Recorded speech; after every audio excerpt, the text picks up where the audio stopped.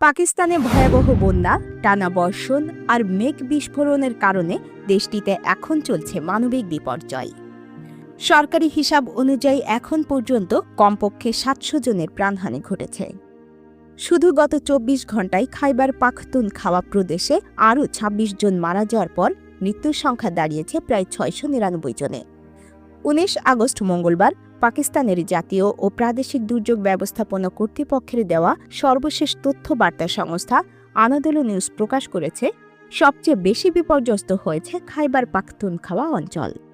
সোয়াবি, নুশেরা, মারদান আর পেশোয়ার জেলায় টানা বৃষ্টিতে ঘরবাড়ি ভেসে গেছে, গবাদি পশু হারিয়ে গেছে, মানুষ আশ্রয়হীন হয়ে পড়েছে।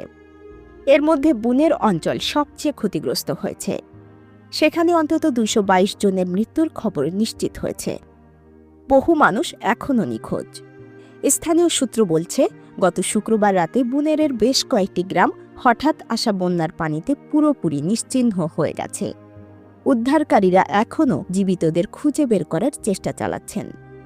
ধ্বংসস্তূপের নিচে কেউ আটকে আছে কিনা সেই আতঙ্ক নিয়েই সময় কাটাচ্ছেন স্থানীয়রা। বন্যায় শুধু প্রাণহানি ঘটেনি, ভেঙে পড়েছে সড়ক, ব্রিজ আর বহু অবকাঠামো। খাইবার পাখতুনখাওয়া দুর্যোগ ব্যবস্থাপনা কর্তৃপক্ষ জানিয়েছে, এখন পর্যন্ত অন্তত ৭৮০টি বাড়ি ক্ষতিগ্রস্ত, যার মধ্যে ৩৪৯টি একেবারেই ধ্বংস হয়ে গেছে। আবহাওয়াবিদরা আরও ভয়াবহ পূর্বাভাস দিয়েছেন। তাদের মতে, আগামী ২১ আগস্ট পর্যন্ত টানা ভারী বৃষ্টিপাত হতে পারে। তাই নতুন করে আরও বন্যার আশঙ্কা তৈরি হয়েছে। স্থানীয় প্রশাসন সাধারণ মানুষকে সতর্ক থাকার পাশাপাশি পূর্ব প্রস্তুতি নিতে অনুরোধ জানিয়েছেন। দেশটির তথ্যমন্ত্রী আতাউল্লাহ তাতার জানিয়েছেন, এ পর্যন্ত আক্রান্ত অঞ্চল থেকে প্রায় ২৫,০০০ মানুষকে নিরাপদ স্থানে সরিয়ে নেওয়া হয়েছে। তবে এখনও অনেক মানুষ আটকে আছেন দুর্গম গ্রামগুলোতে।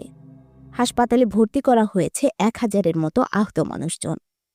উদ্ধারকারীদের পাশাপাশি সেনাবাহিনীও ত্রাণ তৎপরতায় নেমেছে। শুকনো খাবার, ঔষধ আর বিশুদ্ধ পানি পৌঁছে দেওয়ার চেষ্টা চলছে দুর্গতদের কাছে।